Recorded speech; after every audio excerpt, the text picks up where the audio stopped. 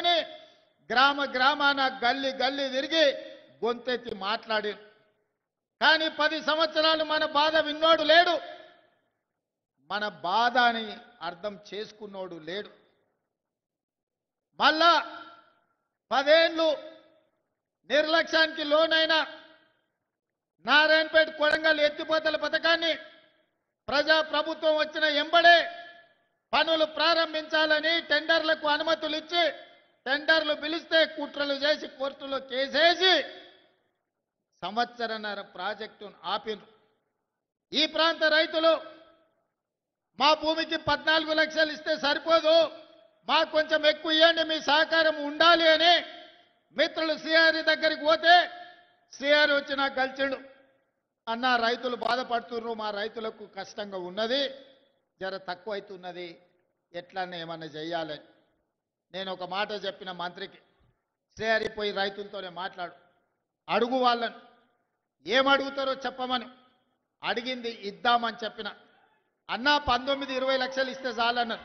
19 కాదు, ఎకరాకి 20 లక్షల ప్రకారం ఇద్దాము, ఏ రైతు కూడా నష్టం జరగనియొద్దు అంటే మా సిఆర్ గారు పోయి రైతులతో కూర్చొని మాట్లాడి 96% రైతులను ఒప్పించి భారతదేశ చరిత్రలోనే సొంత భూమిని కన్న తల్లిలాగా భావించే మా రైతులు 96% మేము భూమి ఇస్తున్నామని సంతకాలు పెట్టి కాగితాలు ఇస్తే మొన్నటి కేబినెట్లో ఎకరాకి 20 లక్షల రూపాయల రక ఇవాళ నష్టపరిహారం మక్తల్ నారాయణపేట కొడంగల్ ప్రాజెక్టుకు మనం మంజూరు చేసుకున్నాం. దాదాపుగా 5,000 కోట్ల రూపాయలతోటి 1,15,000 ఎకరాలకు కృష్ణానదిలో నికర జలాలను వాడుకొని మన పక్క నుంచే నీళ్లు పోతున్నా మన భూములు ఎడారిగా మారి ఎండిపోతుంటే ఈ 75 సంవత్సరాల ప్రజాస్వామ్యంలో మనకు నీళ్ళు ఇవ్వాలన్న ఆలోచన చేయలే. అందుకే ఈనాడు రైతులను కష్టపెట్టకుండా రైతులకు నష్ట పరిహారాన్ని వాళ్ళు అడిగినంత ఇచ్చి ఈనాడు భూసేకరణ చేసి పనులు ప్రారంభించుకుంటున్నాం. నాకు నిజంగా జీవితంలో ఒక గొప్ప సంతోషకరమైన వార్త, మక్తల్ నారాయణపేట కొడంగల్ ఎత్తిపోతల పథకాన్ని ఇక పనులు మొదలు పెట్టుకోబోతున్నాం. నేను మా రైతాంగ సోదరులకు ఒక మాట చెప్పదలుచుకున్నా. కుట్రలు చేసేటోడు ఉంటాడు, కాళ్ళలో కట్టెలు పెట్టేటోడు ఉంటాడు, నల్లి కుట్లోళ్ళు ఉంటారు, నల్లి కుట్టినట్టే కుట్టి మంచంలో దాచుకుంటారు. మనం ఇప్పుడు గిన చేసుకోకపోతే ఇక జీవితంలో ఎన్నడూ రాదు.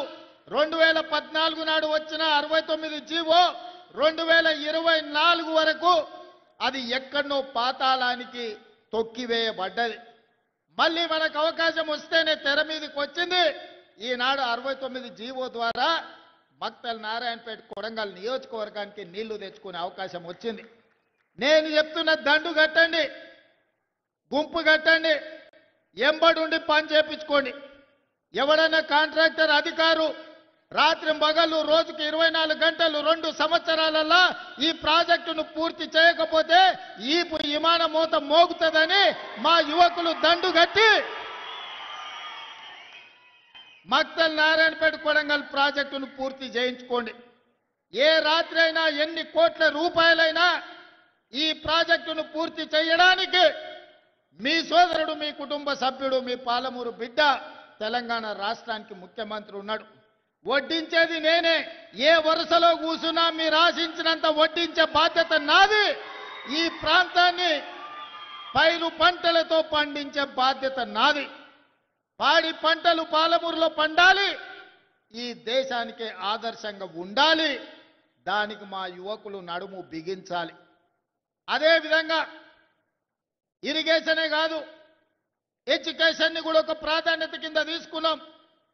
మనం వెనుకబడడానికి, మన పిల్లలు వలసలు కూలీలు కావడానికి కారణం మన పిల్లలు ఉన్నత చదువులు చదువుకోకపోవడం, మన పిల్లలు బడికి పోకపోవడం, మన పిల్లలకు నాణ్యమైన విద్య అందకపోవడం. తద్వారా ఈ ప్రాంతంలో ఉన్న పేదలు 90% ఎస్సీ, ఎస్టీ, బీసీ, మైనారిటీ పిల్లలు ఎవరైతే ఉన్నారో ఈరోజు చదువుకు దూరమైనరు, వ్యవసాయ కూలీలుగా మారిన, వలసలు పోతున్నారు. ఈ సమస్యను గుర్తించినాం కాబట్టే తండాలలో గూడాలలో మారుమూల పల్లెలో ప్రతి పేదవాడి బిడ్డకు విద్యను అందించాలి.